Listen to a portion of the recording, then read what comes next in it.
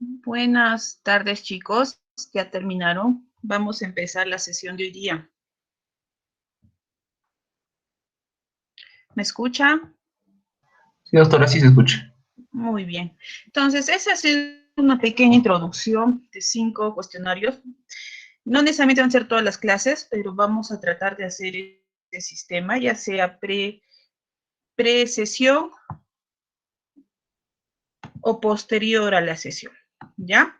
Entonces, es lo que vamos a tratar de desarrollar una nueva temática. En las exposiciones van a ser siempre post-exposición. Entonces, hemos tenido dificultades con el aula virtual estos días, pero se les va a tratar de actualizar. En la parte de recursos adicionales que van a ver en su aula virtual, está colgado el libro, el link para ir hacia el libro, ¿ya? De donde se está sacando este tema del día de hoy.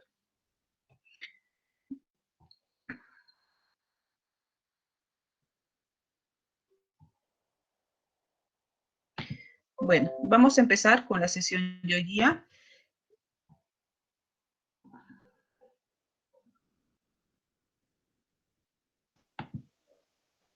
Listo. ¿Se ven las diapositivas? ¿Me pueden confirmar, chicos? Sí, doctora, sí se ve. Muy bien. Entonces, el día de hoy nos toca hacer el tema de lo que es anestésicos locales, ¿ya? Para eso necesitamos conocer, porque los anestésicos actúan a nivel generalmente de nervios, entonces necesitamos conocer cuáles son las fibras nerviosas. Una de las preguntas iba respecto a eso, ¿no es cierto? Entonces es muy importante saber, ¿por qué? Porque nos va a ayudar a distinguir la secuencia de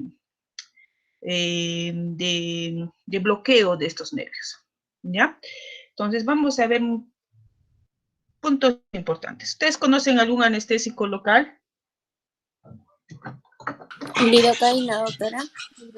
Muy bien, la famosa lidocaína, ¿eh? ¿Quién no conoce la lidocaína? Si no lo conocen, lo van a conocer porque siempre lo van a usar. Ya. Entonces, para los que desean participar, ya saben, su audio lo prenden, me dicen su nombre y se les considera. Entonces, empecemos. Vamos a empezar con, bueno, los anestésicos locales obviamente se utilizan para dar anestesia, es su nombre lo dice. Entonces, acá vamos a ver con un casito. Una mujer de 67 años dice que debe ser programada para una artroplastía total de rodilla de manera electiva. Entonces nos dicen, ¿qué anestésico local sería el más apropiado? Si va a depender si usamos una técnica espinal o una técnica epidural. Esta parte lo van a desarrollar en la parte de anestesiología, pero es importante que conozcan cuáles son las funciones de estos anestésicos locales y cuáles sus complicaciones de su uso, ¿ya? Entonces, estamos empezando con esta introducción. Al final le vamos a dar respuesta a estas dos preguntas. Entonces, ustedes me mencionaron a la lidocaína como uno de los anestésicos que son más representativos, pero hay que conocer sus características de la lidocaína y también sus potenciales efectos beneficiosos como sus potenciales efectos tóxicos. Entonces, hay que saber. Entonces, ahí tenemos nuestra lidocaína, pero también hay otros anestésicos como la bupivacaína, es bupivacaína, que tiene algunas peculiaridades, la ropivacaína y la tetracaína. Hay más, hay un montón de anestésicos locales, ¿ya? Pero esto es un ejemplo, unos 4 de las infinidad de anestésicos que existen en el mercado. Pero los más representativos y los más utilizados hoy en día son estos de acá. Ustedes conocen a la coca, ¿no es cierto? La hoja de coca. ¿De dónde se saca la cocaína? Que tiene propiedades anestésicas. La coca, la coca generalmente el poblador antoandino lo picha, porque le da sensación de saciedad, de felicidad, también tiene su acción anestésica. Miren, desde más o menos 1860 se pudo aislar el primer anestésico. y luego se estudió sus propiedades fisiológicas a través de la cocaína, como uno de los, digamos, de las sustancias pioneras en este grupo de anestésicos locales. Luego se usó de manera para uso oftalmológico, para anestesias locales, sobre todo a nivel de la lengua, y posteriormente ya para el bloqueo de una conducción nerviosa. Entonces, les he dicho que todos hasta el día de hoy, desde ante muchos años atrás, de varios incluso siglos, nuestro poblador andino ya estaba descubriendo estas propiedades de la coca, de dónde se saca la cocaína. Entonces, ¿qué es un anestésico local? ¿Qué es un anestésico local? Un anestésico local, chicos, como pueden ver en la figura, es cualquier sustancia que va a bloquear una conducción nerviosa. Acá tenemos una conducción nerviosa y bloquea, ¿ya? Pero tiene una peculiaridad que tiene que ser de manera temporal y reversible. Es que tiene que revertir, no se puede quedar perennemente la acción anestésica. ¿Ya? Miren, todos conocen este impulso nervioso, de dónde viaja, hacia dónde va. Y para que se produzca un impulso nervioso, chicos, ¿qué tiene que haber? Cambio en la polaridad de la célula nerviosa. O sea, el sodio tiene que entrar y positivizar para que el impulso siga una dirección del potencial de acción y pueda llevar ese mensaje, ese potencial, etc. Entonces, ¿qué pasa y cuál es el mecanismo de acción de los anestésicos locales? Para que un anestésico local bloquee ese impulso nervioso, tiene que bloquear esta bomba, a la bomba de sodio, que hace que entre sodio para hacer que haya el cambio eléctrico, ¿ya? Miren, aquí está normalmente una neurona donde está entre sodio y está viendo despolarización para que el impulso nervioso siga viajando, ¿ya? Ese impulso nervioso que lleva el dolor, el tacto, qué sé yo. El anestésico lo bloquea, ¿sí? Y cierra ese canal de sodio e impide la entrada de sodio. Entonces, miren, por ejemplo, la cocaína. La cocaína y como representante, pero otro anestésico, para que pueda atravesar las membranas,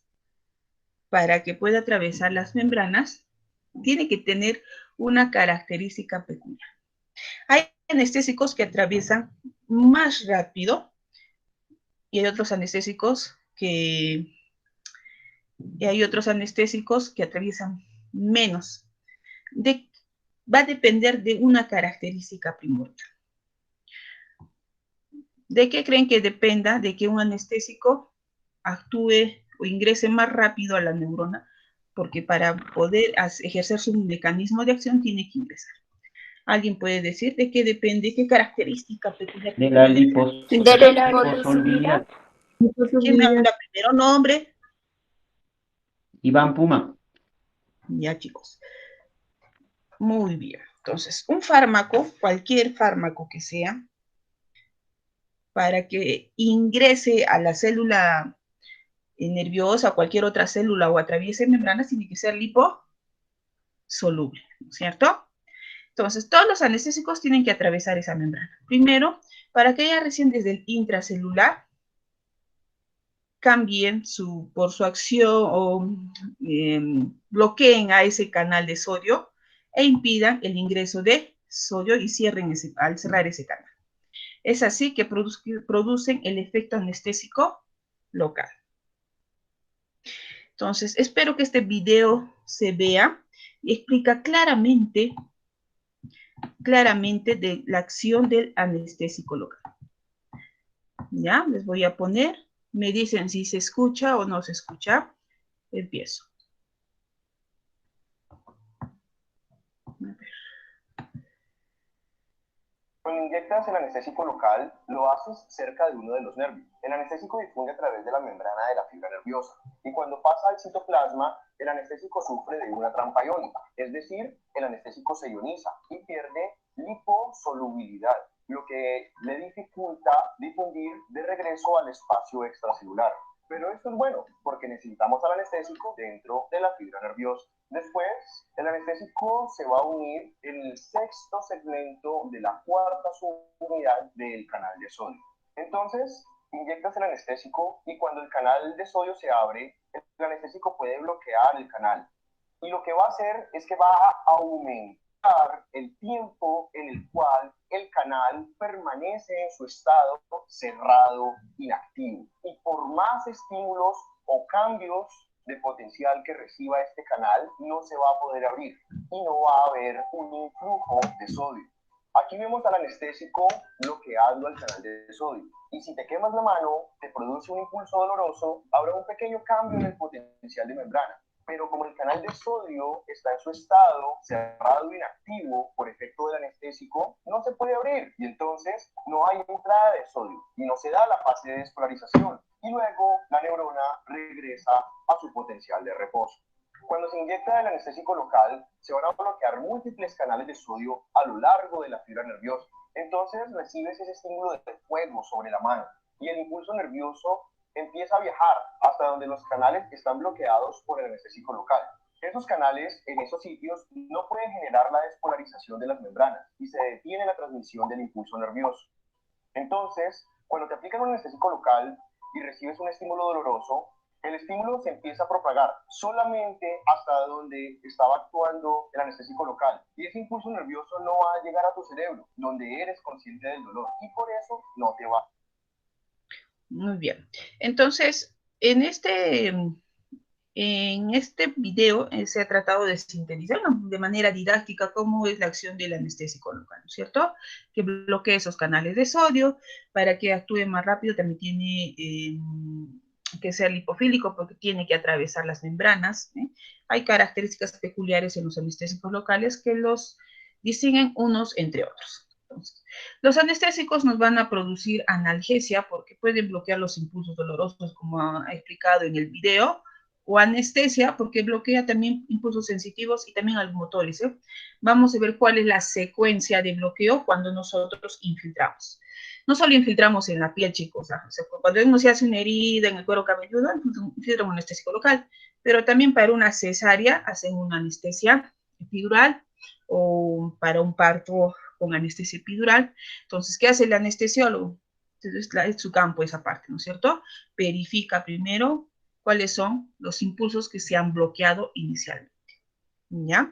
Que empieza a preguntar si siente dolor, qué sensación siente, y al final ve si es que mueve o no mueve las piernas. Entonces, hay una secuencia de bloqueo de estos anestésicos. Para eso, ustedes, y esto ya es de anatomía, tienen que conocer que hay 3 tipos de fibras.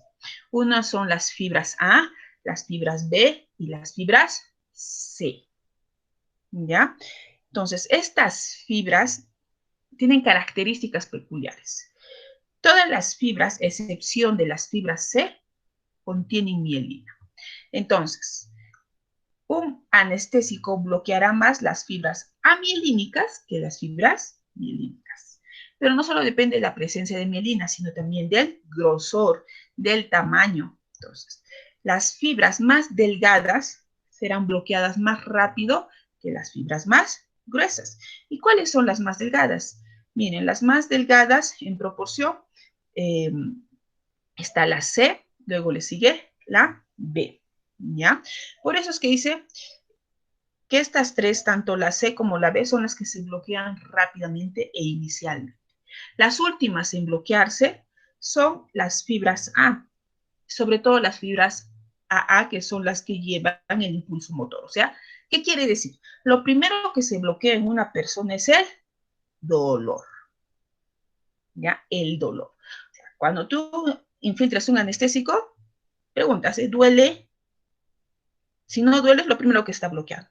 Y, por ejemplo, en una anestesia epidural, lo último que se pierde es la función motora. el anestesiólogo ve dolor, luego si siente calor o no siente, pero si siente frío, calor, nuestro tacto y al último la parte motora. ¿Ya? Por ejemplo, acá, ¿no es cierto? Esta pregunta les he puesto, creo que en el sistema. Las fibras amielínicas, ¿de qué tipo son? Son las fibras C, que son las únicas que no tienen mielina y que son las más, digamos, que se bloquean más rápido en comparación a las mielínicas. ¿Ya? Entonces, en la secuencia de bloqueo, lo que ponen en la mayoría de los textos es que lo que se bloquea primero es la parte vasomotora. Por eso es que inicialmente ante un anestésico puede haber esas reacciones de vasodilatación, etc. Luego, en lo que es sensibilidad al dolor. O sea, lo que se bloquea es el dolor. Luego le sigue la temperatura. Luego la propiocepción. Al último el tacto y presión profunda. Y al final la parte motora. ¿Ya? Entonces, aquí en esta pregunta, ¿qué fibras nerviosas son más susceptibles a los anestésicos locales? Las Las fibras fibras delgadas, doctor. delgadas. Bien, esta pregunta también va en relación a la anterior. Hay varias preguntas que se les ha puesto. Entonces, las fibras delgadas, si hubiera acá amielínicas, serían amielínicas, ¿no es cierto? Ya, pero delgadas y amielínicas son las que se bloquean más rápido. Y estas generalmente son las que llevan el dolor, la sensación de dolor. ¿No? Son las fibras delgadas. Entonces, esta es la secuencia de bloqueo. Hay un bloqueo simpático inicialmente, porque las fibras C y las B son las que lo llevan el bloqueo simpático, ¿ya? Por eso es que puede haber, dice, vasodilatación periférica, incluso un poco de rubor en esa zona. O si es, depende en dónde estén produciendo el bloqueo, ¿ya? Luego se pierde la sensibilidad dolorosa.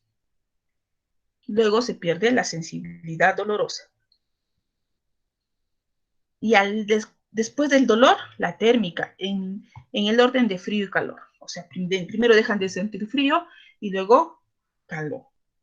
Luego se pierde la propiocepción, posteriormente el tacto y la presión profunda y al último puede causar una parálisis motora. ¿Ya? Al último puede causar una parálisis motora. Entonces, esta secuencia se la aprenden más o menos para que les sirva cuando ustedes, por ejemplo, estén rotando anestesiología o si es que por ahí alguien le pone anestesia, más o menos saben qué es lo que primero debe bloquearse. Entonces, a ver, esta también es fácil. ¿Qué fibras son más sensibles al bloqueo del anestésico local? Ya lo hemos dicho. ¿Las alfa, la beta o la C? A ver, ¿quién me dice? Están hablando todos en su tiempo. Las B, doctora. Las fibras A, B. No fibras Chicos, en orden vamos a hacer. Entonces, las fibras que se bloquean son más sensibles, ya hemos dicho que son las fibras C, ¿cierto? Porque son amielínicas y son delgadas. Eso tiene que estar en su cabeza. ¿Ya? Entonces, a ver, voy a llamar. ¿O quién quiere participar? ¿Nombre? Yo, doctora. Doctora. Delia, por favor. doctora. Doctora. Pero nombre, pues todos hablan al mismo tiempo. Mi doctora. Doctora, que es igual. Se llama. María Fernanda. Mejor llame, doctora, porque todos vamos a querer. María Fernanda. A ver, Ya, ¿cuál es el orden de bloqueo en las sensaciones, en las sensibilidades, tanto motoras? Es dolor, luego frío, calor, tacto, la presión profunda y motricidad al final de los movimientos. Ya, muy bien. Gracias, María Fernanda. Entonces, lo que les he dicho es que lo primero que se va a bloquear es el dolor, luego la temperatura, ¿no es cierto? En primera proporción, frío y calor. Luego, al final, posteriormente el tacto, luego la presión y la motricidad. Ahora les estoy dando así regalado, chicos, ¿ah? Porque les he puesto ya las diapositivas antes. ¿Ya? Entonces, para que puedan repasar. Un anestésico local es deseable si es que es potente, porque tienen que saber de qué depende su potencia. Si es eficaz en concentración baja, si penetra rápidamente, o sea, los liposolubles penetran rápidamente. Si su inicio de acción es rápida, también hay que saber por eso de qué depende el inicio de acción. Ahí te voy a preguntar farmacología 1. Toxicidad sistémica baja, ¿ya? Porque el anestésico local puede causar efectos adversos indeseables, que no produzca irritación, que sea de acción reversible, fácil de esterilizar. Entonces, en este cuadrito nos describe más o menos cuáles son las propiedades deseables de todos los anestésicos locales que están en relación al anterior diapositiva. ¿Ya? Y el efecto anestésico va a depender de qué. Dice las características físico-químicas del anestésico local. Aquí vamos a hablar del pK, ¿ya? ¿Quién es el pK? A ver, ¿quién recuerda? Es el potencial de disociación, doctora. Gregory, ¿no? Sí, doctora. ¿Qué significa Gregory? Tú mismo. Del pK, doctora. Sí. El pK es la capacidad de disociación de las moléculas, doctora. Ya, muy bien. También lo que dice Gregory, para recalcar, el pK es donde, digamos, cualquier fármaco está en 50% en su forma ionizada y 50% en su forma no ionizada, en otras palabras, liposoluble o hidrosoluble. Y ahí es importante en las características de los anestésicos, porque hay anestésicos que mientras están más en su forma liposoluble, penetran más rápido al nervio, porque tienen mielina generalmente la mayoría de los nervios, ¿eh?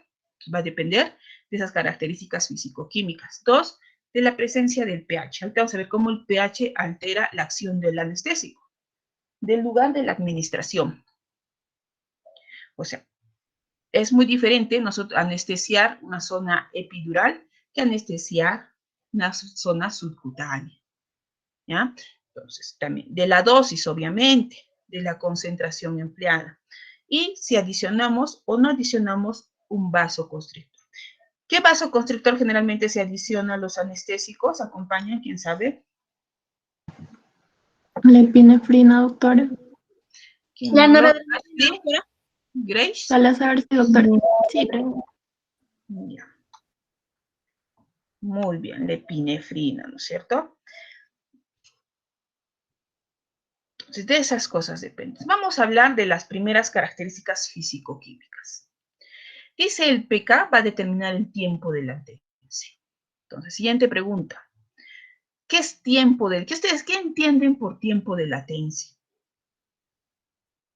¿Quién sabe qué es tiempo de latencia? Todos esos conceptos son de farmacología 1. Doctora, ¿yo?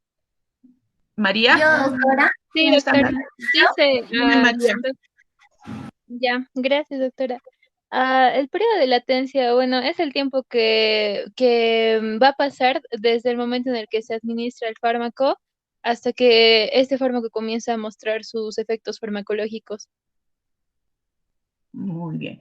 Entonces, el tiempo de latencia va a ser ese tiempo en que se espera para que pueda ejercer su acción, ¿eh?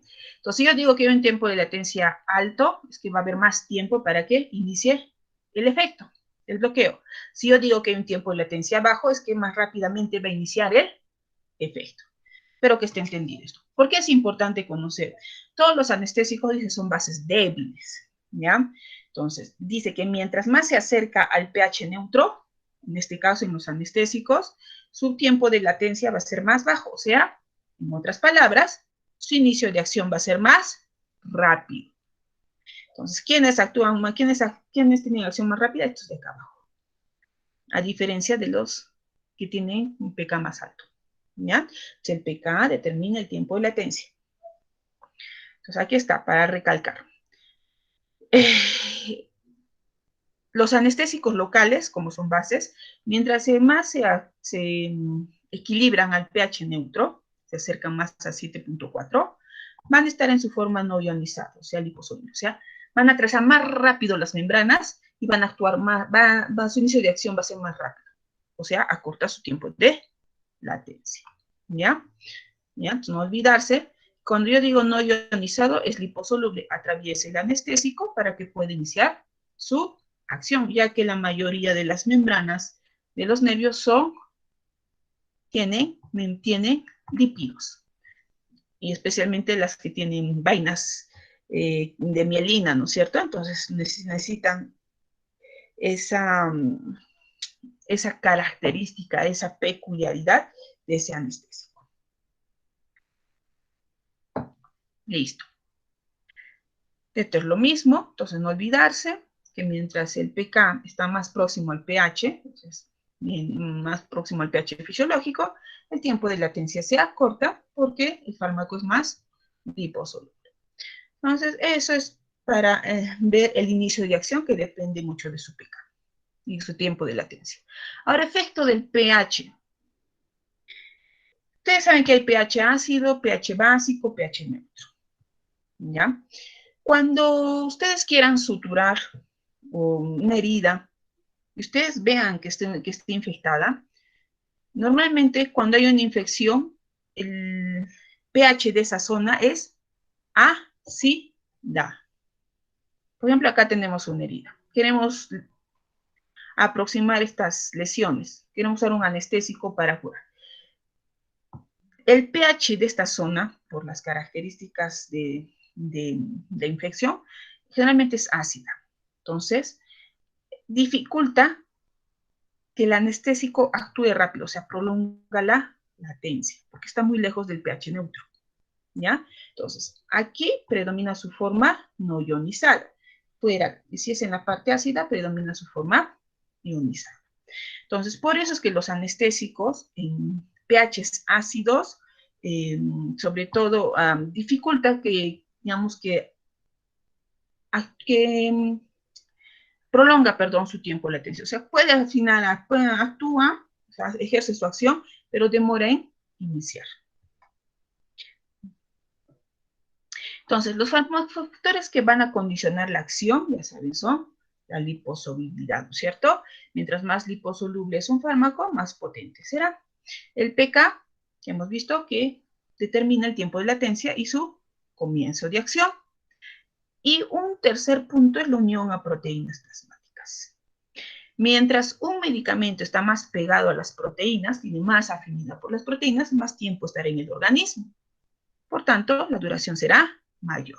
Entonces, son conceptos que estamos viendo de farmacología, ¿no? Que lo vamos a aplicar al anestésico local. Por eso es que los anestésicos locales, miren chicos, se dividen en inicio de acción corto, intermedio y largo. Miren, los que tienen inicio de acción más largo, acá tengo, o intermedio a largo, tienen una unión de proteínas más alta. ¿Ya? Una unión de proteínas más alta. Sobre todo las amidas. Los ésteres tienen otras peculiaridades. Las amidas son las que utilizamos más. Ahora, su pK, mientras más se aproxima al pH fisiológico, su inicio de acción es más rápido. Ahora, la pregunta es, los anestésicos, ¿quién quiere responder esta pregunta? Los anestésicos tipo amidas. Yo, doctora. ¿Nombre? Yo, doctora, Merma. Merma, ya Bracy. ¿Merma? ¿Misme? Merma, doctora. Merma, ya. Dime. Vendría a ser la glucoproteína alfa 1 ácida. ¿Por qué? Hay una razón. ¿Por qué? ¿Por qué se une más al grupo? Creo que es por el grado de fijación. ¿Alguien recuerda, chicos? ¿Por qué se une más a la glucoproteína alfa ácida? Porque, doctora, al ser ácida, es pone con más facilidad a lo que son los fármacos que son básicos. Muy bien. Hemos dicho que los anestésicos, gracias Rodrigo, que los anestésicos son bases. Entonces, ¿a quién se va a unir una base o a un ácido? Entonces, recuerden farmacología 1. Entonces, se unen más a esa proteína ácida, que es la glucoproteína alfa 1 ácida. ¿Ya? Entonces, esta otra pregunta. Y también está ya respondida. Dice, la cualidad hidrófoba de los anestésicos locales que producen. ¿Quién quiere responder? La sé, doctor. Yo, doctor. Criseli, dime, La sé. Criseli. Ya, porque, a ver, aumenta Va a la aumentar. potencia. Dime, Criseli. Va a aumentar su potencia y duración de efecto tóxico, ya que al ser hidrófobo también va a ser no ionizado y liposoluble, entonces va a potenciar su efecto, y por lo cual va a ser más duradero el efecto. Muy bien. Entonces, estamos hablando de hidrófobo, en otras palabras, liposoluble, ¿no es cierto? Es otro tema. Entonces, hemos dicho, como el liposoluble, aumenta la potencia, la duración del efecto, y también va a estar, puede ir a más órganos, otra vez a más, y ser un poco más tóxico. Se va a unir más a las proteínas plasmáticas, etc. Ahora dice, el bloqueo de conducción de los anestésicos locales, eso es fácil. Se da principalmente por, está preguntando el mecanismo de acción. Eso ya sabemos. Interacción directa con canales La de veo, sodio, doctora, la doctora, veo. debido a que La no vemos. hay polarización. Con canales de sodio. Ya, Milagros. Estoy viendo quién están hablando. Entonces, ya han visto en el video que es una interacción directa con los canales de sodio. Los bloquea, pero desde la parte interna. Entonces, hemos visto que la potencia está correlacionada con el grado de liposolubilidad, ¿no es cierto? Y también la duración de acción con un grado de unión a proteínas. Ahora, también depende del lugar de administración. Esto es muy importante, chicos. Estoy un poco tema. El lugar de administración, no todas las partes del cuerpo están irrigadas de la misma manera. Hay lugares que tienen más irrigación que otros. Por ejemplo, una de las zonas más irrigadas, aquí está, es la zona epidural. Por eso hay que tener cuidado que anestésico usar en esta zona epidural, sobre todo en la zona cervical. ¿Ya? Le sigue el espacio intercostal, etcétera. La mucosa bronquial, cuando queremos hacer broncoscopías, usamos anestésicos, hay que tener mucho cuidado que puede haber, como tiene gran superficie de absorción, puede absorberse más. Las de bajas, miren, la piel tiene menos irrigación, a diferencia del cuero cabelludo, que es bien sangrante porque tiene bastantes vasos. Ahora, el efecto también va a depender del uso de vasoconstrictores. Me han dicho la epinefrina, ¿no es cierto? La epinefrina ayuda a que no se absorba todo, o sea, hace que dure más el anestésico. Porque hace vasoconstricción de los vasos que están cerca. A ver, imagínense que acá tenemos un vaso. Si yo aplico un anestésico con epinefrina, va a haber vasoconstricción de este vaso y por tanto el anestésico se va a absorber menos al torrente sanguíneo y va a estar más tiempo en el sitio que queremos que actúe. O sea, va a permanecer más localmente. ¿Ya? Hay una característica principal, como está subrayada, la cocaína, sobre todo la cocaína, pero también una proporción la ropivacaína y la bupivacaína, dice ya tienen acción vasoconstrictora por sí solos. ¿Ya? El más representativo es la cocaína. Entonces, esta pregunta también es fácil. ¿Qué efectos posee la cocaína en los vasos mucocutáneos? ¿Me dicen qué efecto y por qué? Vasoconstricción. Doctora,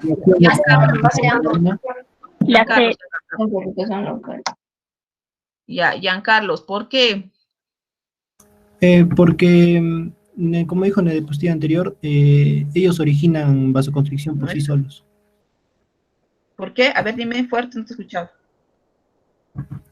Porque ellos originan vasoconstricción por sí solos. Ya, porque ¿cuál es su mecanismo de acción?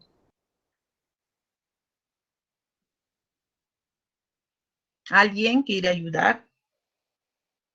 ¿Qué hace la cocaína? ¿Qué potencia la cocaína? Arma 1 también. La acción de la noradrenalina, doctora. La noradrenalina, doctora. Muy bien, Rodrigo, muy bien. Tiene que ver algo con la noradrenalina, con las catecolaminas en general, ¿ya? Si ustedes recuerdan, la cocaína potencia el efecto de todas las catecolaminas. Y las catecolaminas que conocemos son la noradrenalina, la dopamina, ¿no es cierto? Y obviamente la dopamina a nivel central causa efectos de saciedad, felicidad. Miren acá, este es a nivel central. La cocaína bloquea la recaptación de las catecolaminas, que son los puntitos amarillos. Entonces, cuando hay una catecolamina, ya sea a nivel central o a nivel periférico causa vasoconstricción. Pero a nivel central causa saciedad, felicidad, porque los que consumen cocaína están felices, exaltados, excitados. Listo, porque hay más dopamina en el medio. ¿Ya? Entonces, la mayoría de los anestésicos locales a nivel arteriolar, a excepción de la cocaína, bupivacaína, causan vasodilatación. Vasodilatación. Sí, justo, vasodilatación, la mayoría, a excepción de esos 3 que hemos mencionado antes. ¿Ya? Y por eso es que las presentaciones, cuando tú pidas, hay lidocaína, por ejemplo, con epinefrina y lidocaína sin epinefrina. Hay en esas 2 presentaciones, chicos. Entonces, ¿de qué creen que va a depender que yo use la epinefrina, con epinefrina y sin epinefrina? Eso es fácil. ¿De qué creen que dependa? ¿Alguien? Es fácil, ¿ah? Acá mismo viene en esa diapositiva. Va a depender del lugar de administración. Del nivel sanguíneo. Del lugar de administración, chicos. Si yo uso una lidocaína, por ejemplo, con epinefrina en un lugar muy irrigado, por ejemplo el cuero cabelludo, puede ir bien porque va a sangrar menos, hace vasoconstricción y se va a absorber menos. ¿Ya? Entonces, va a depender de la zona. Por ejemplo, a nivel, una zona, tengo una lesión en la punta de la nariz o en un pulpejo del dedo, que es una zona terminal. ¿Ahí usaré epinefrina o no usaré epinefrina? ¿Ustedes qué creen? No, en la punta obviamente no, doctora. Solo lidocaína. ¿Por qué, Miriam? Porque generalmente es una zona que no está tan irrigada, se podría decir. Los vasos son, los capilares son más pequeños, entonces el sangrado va a ser mínimo ya también, no es un sangrado, no va a haber un sangrado grande, ¿no? Y otra cosa es que puedes causar necrosis en esas áreas. Pues tienes que saber en cuándo usar epinefrina y cuándo no usar epinefrina. ¿Ya? Por ejemplo, si uso epinefrina acá, me puedo necrosar la punta de la nariz, etc.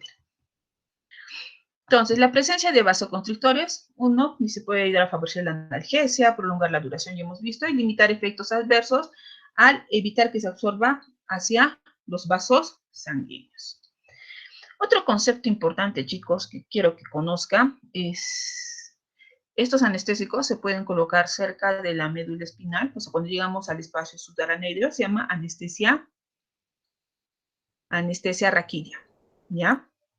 O bloqueo espinal. Cuando estamos fuera, en la capa epidural, se llama bloqueo epidural. Y esta zonita justo está bien irrigada, la zona epidural. Luego hay otra anestesia o bloqueo caudal cuando queremos bloquear más abajo, ¿ya? Entonces, tienen que saber qué tipo de anestésico yo usaría acá o usaría acá.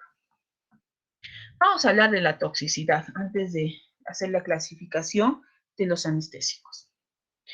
Los anestésicos locales pueden ser tóxicos, sí, ¿ya? ¿Por qué? Porque se pueden absorber esos vasos después de una inyección inadvertida. Porque cuando nosotros aplicamos anestesia, absorbemos para ver si hemos pinchado un vaso, porque podemos irnos directo al vaso. O sea, cuando infiltran, tiene que verificar que no estén en un vaso, porque pueden causar efectos sistémicos. Y neurotoxicidad con efectos locales. Por ejemplo, cuando aplicamos una anestesia caudal, un bloqueo caudal, y nos vamos a uno de esos nervios de la caudequina y causamos el síndrome de la cola de caballo.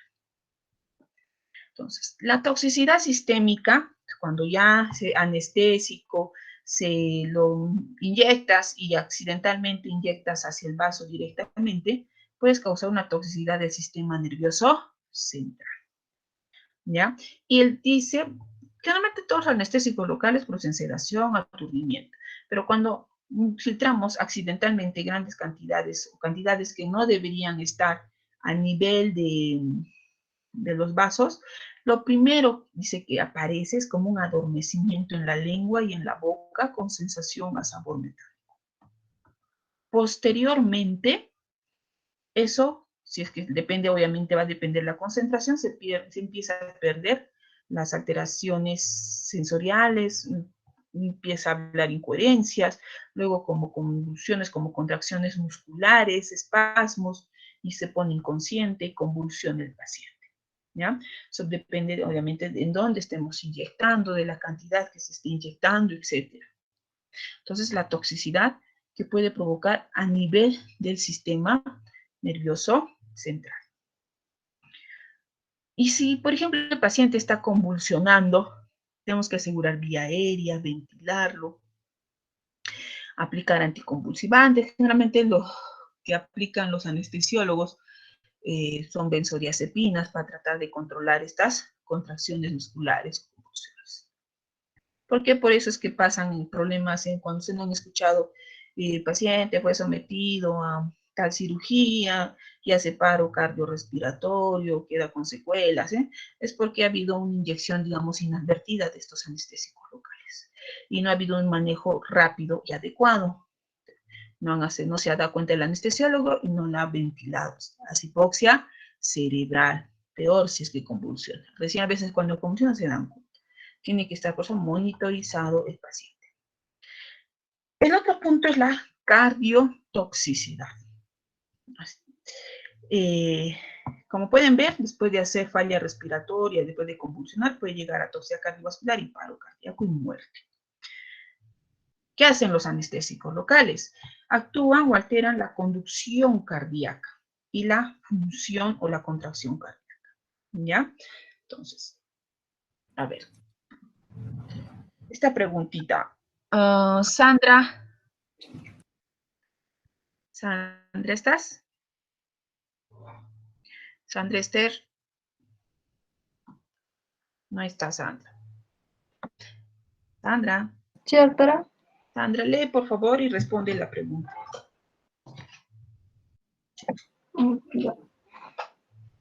Después de su absorción por vía general, los anestésicos locales actúan en el aparato cardiovascular como, bueno, en este caso sería,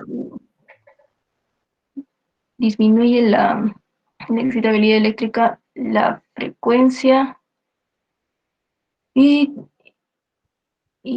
o sea, la B. La B. Disminuye la excitabilidad eléctrica, la frecuencia de conducción y lo que es la fuerza de contracción. Muy bien. Bueno, estaba marcado.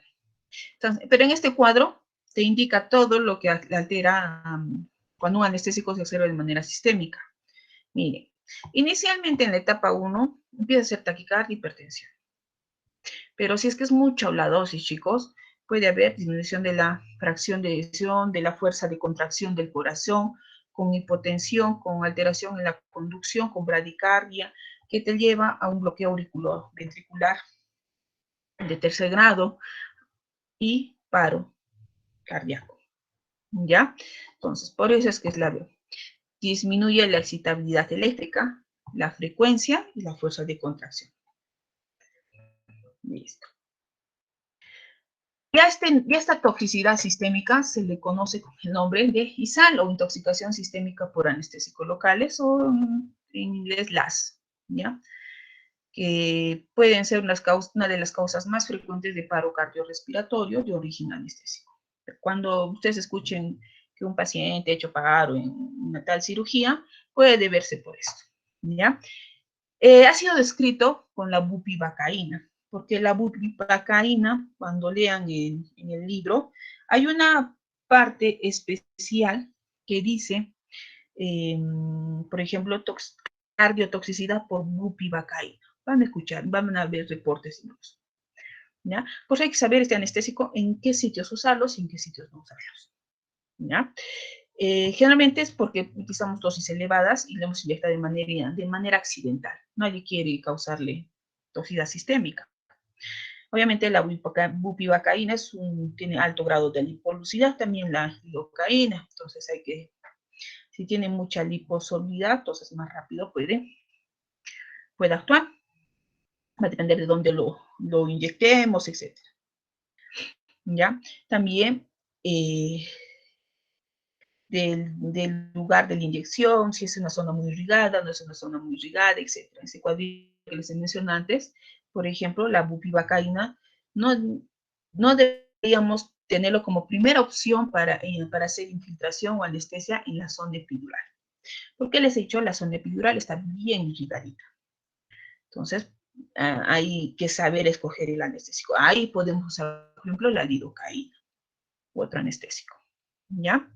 Entonces, el elemento más importante para la toxicidad de los anestésicos locales, ¿cuál creen que sea?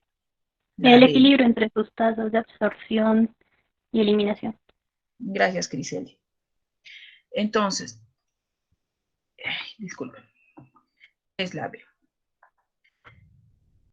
Cuando vemos que un paciente se inyecta accidentalmente, está haciendo paro cardiorrespiratorio, obviamente el manejo que se tiene que hacer es el CBA, o sea, hacer una reanimación cardiopulmonar, usar epinefrina, etcétera, fluidos, ventilación, masajes.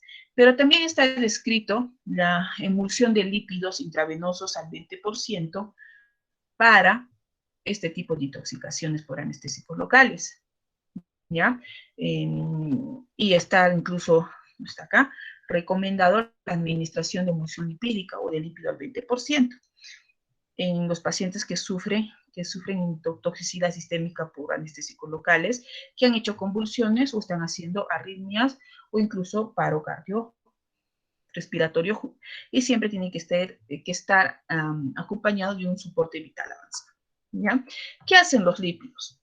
Dice que los lípidos tratan de capturar el exceso, o sea, como atraer al exceso de lípidos que son los anestésicos, o sea, lo atraen, ¿ya? Y lo alejan, digamos, del corazón o de la zona donde ha llegado. Entonces, ese es, digamos, el mecanismo por el cual se podría explicar por el cual el lípido al 20% puede ayudar, digamos, a sacar o a secuestrar ese tóxico, ese anestésico que está causando toxicidad, por ejemplo, en el corazón. Eso es la toxicidad sistémica, pero también está descrito la toxicidad local. O sea, cuando infiltramos inadvertidamente nervios, causando síndrome de la caudequina, unas neuropatías rumbrosacras, irritación transitoria de raíces posteriores, etc. Sobre todo en este tipo de infiltraciones que hacen bloqueos, ¿ya? Por eso es que los anestesiólogos desde que se capacitan mucho en ver en dónde tienen que infiltrar son capos haciendo anestesias o bloqueos epidurales, espinales, etc. Es muy raro que se produzca estos efectos en una mano inexperta, ¿ya? Entonces, para prevenir todas estas toxicidades, dice que se tiene que hacer una inyección gradual del anestésico. No se infiltra todo, sino poco a poco. Lenta. Y evaluando, aspirando si es que no estás en un vaso. Se utilizan anestésicos menos tóxicos. Incluso algunos utilizan marcadores para ver si estás inyectando a nivel intravascular. Y obviamente monitorizar a tu paciente. Pero por ser el anestesiólogo tiene que estar cerca a su paciente, porque el anestésico local también puede causar paro y muerte. Listo, entonces, los anestésicos van a ser ésteres o aminas. Lo que quiero que sepan de esta parte de ésteres o aminas es que las aminas, chicos, las aminas son las que más utilizamos, ¿ya? Ahorita vamos a ver por qué. Miren, las que causan más reacciones alérgicas frecuentes son los ésteres. Y dentro de esto está la procaína, tetacraína, cocaína, etc.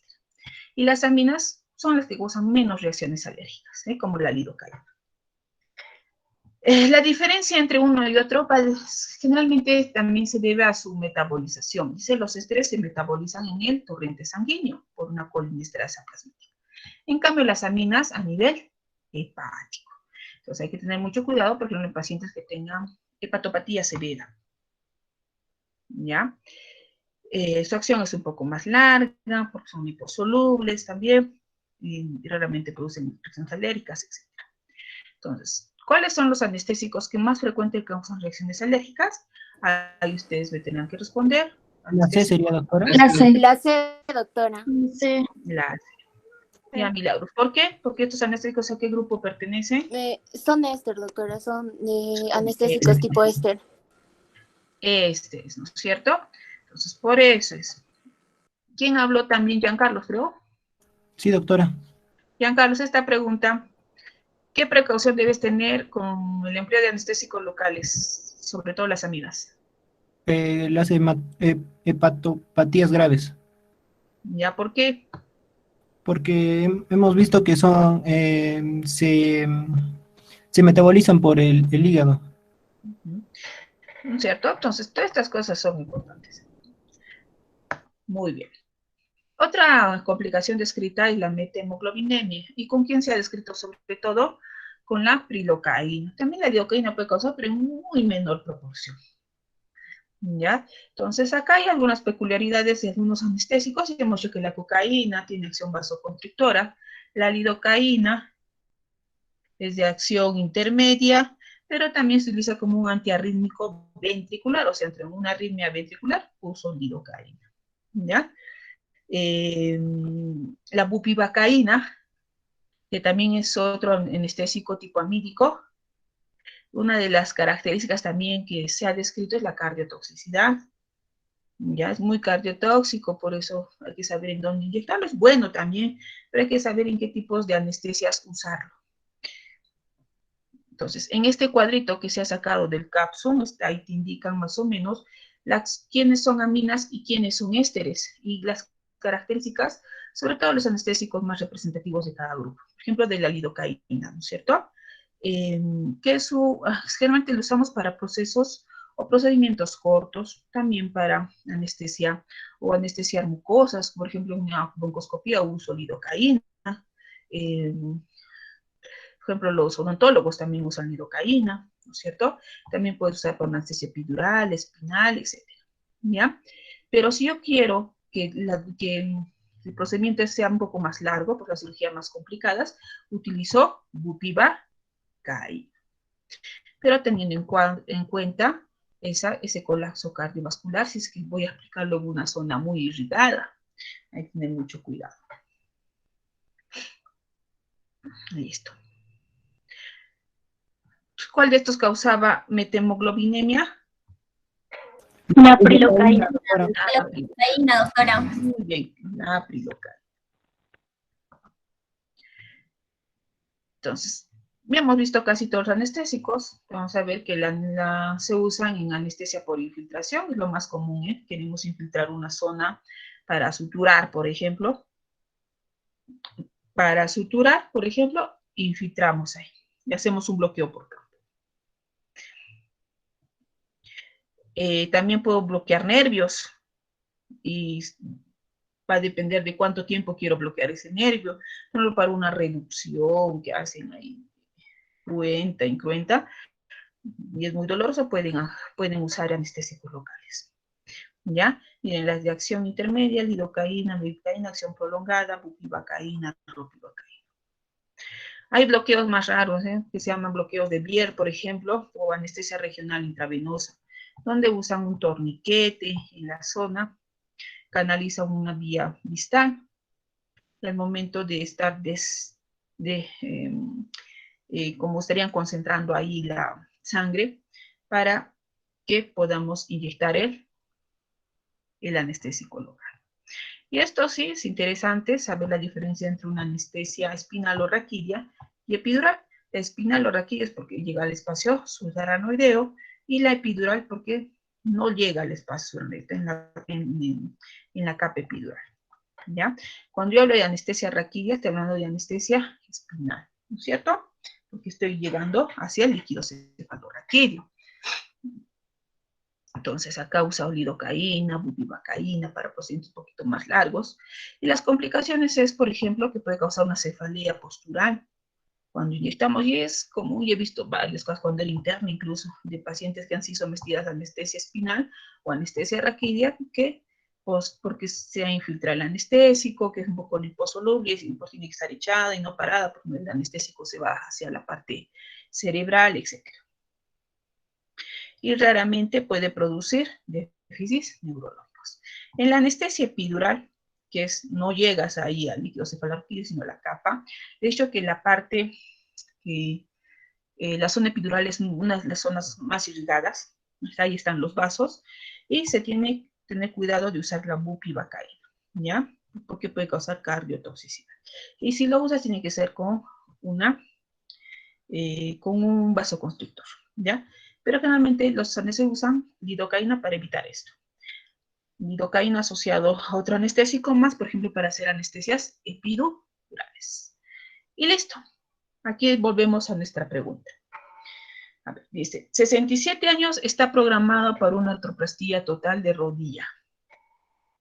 Dice, ¿cuál sería el anestésico más ideal si utilizamos una técnica raquídea? ¿Quién me dice?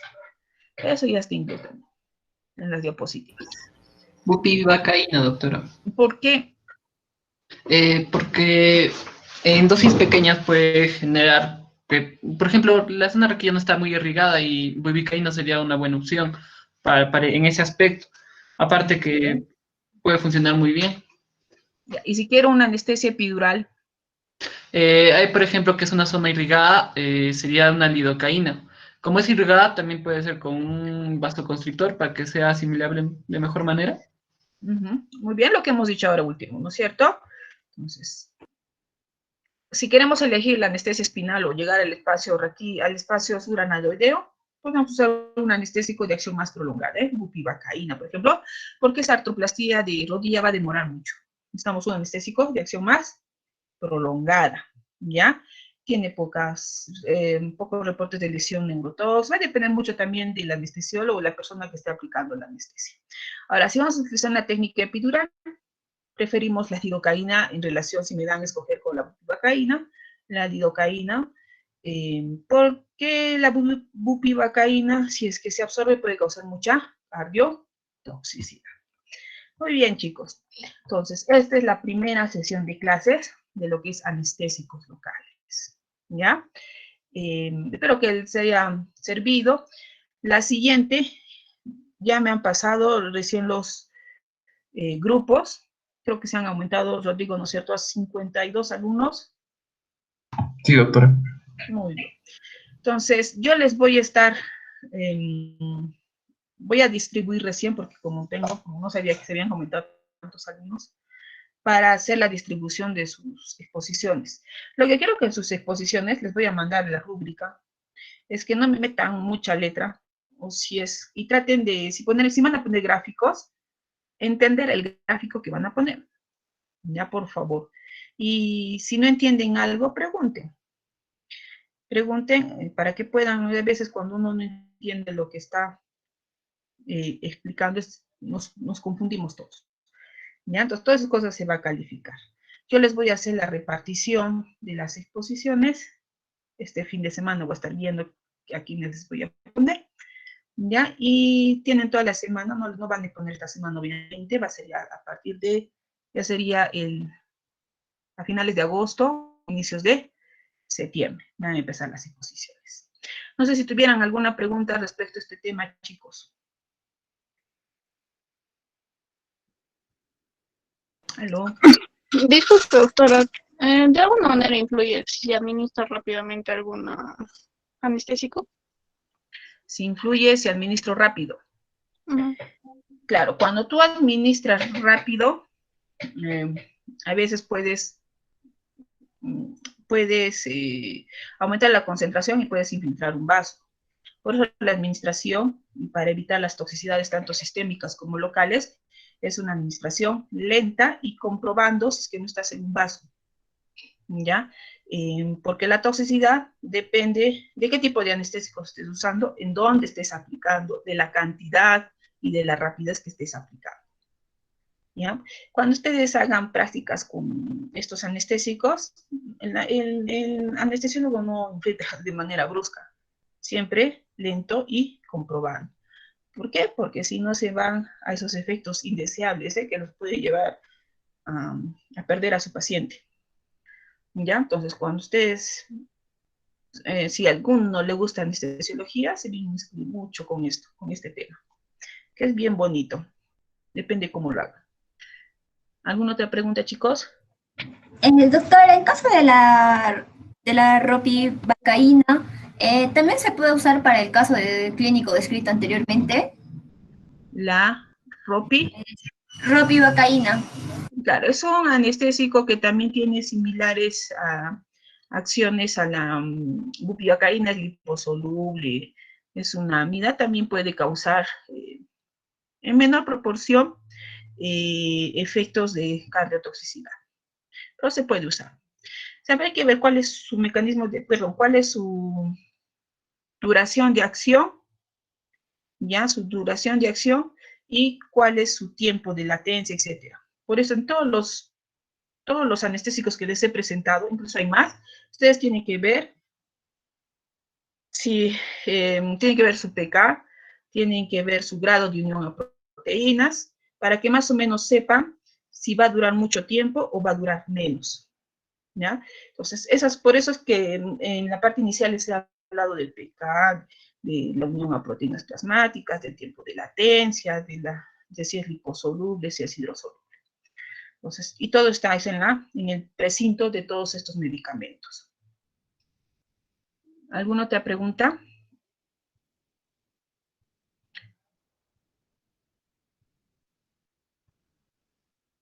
Ya, chicos, ¿alguna queja, murmuración? Nadie quiere hablar. Creo que ya nada. Ya, Rodrigo. Entonces, ¿qué les debo? Solo les debo la repartición de las exposiciones. Sí, La doctora. siguiente, ya le pasa a Rodrigo el sílabus, a ver qué tema es, y lo voy a colgar también. Recién estoy subiéndolo todo al aula virtual, ya para que lo tengan ahí. El libro también está, si desea, y cualquier otro artículo que tenga lo voy a poder anexar ahí si es que lo usamos, depende del tema que se va a tocar, ¿ya? Entonces, si no hubiera alguna otra pregunta. Pregunta, disculpe. Siempre Solange. ¿Cuál es el más tóxico, digamos, para el organismo? No te escucho bien, Solange. ¿Cuál es el anestésico más tóxico para el organismo actualmente? ¿Cuál es el anestésico más tóxico, así más o menos que lo que te escuché entrecortado? Acá está. Los anestésicos que más se usan, Solange, son, te he dicho, las aminas, por sus múltiples peculiaridades. Que se haya descrito cardiotoxicidad más con la bupivacaína, pueden encontrar, pero se usa, actualmente se usa mucho, evaluando el nivel de aplicación. Los que causan más reacciones alérgicas son los ésteres, que se han, digamos, dejado de usar. Si se han dado cuenta, aquí está el grupo de la cocaína, la tetacraína, son los que, digamos, los hemos dejado de lado y usamos más las amidas por sus bondades del grado de liposolubilidad, de su duración de acción, de su inicio de acción, etc. ¿Ya? Entonces, cuando vean los anestésicos, generalmente usamos anestésicos tipo amidas, por estas características. Los ésteres generalmente son poco estables, tienen una duración más corta, ¿ya? Pueden causar reacciones alérgicas más frecuentes. Cualquiera de estos puede causar reacciones sistémicas. La reacción sistémica depende de si yo inyecto en un vaso o no inyecto en un vaso. Eso más que todo depende de cómo está infiltrando la persona que está usando el anestésico. ¿ya? Pero de por sí los que causan reacciones alérgicas son los ésteres en comparación a las amidas. ¿Alguna otra pregunta, chicos?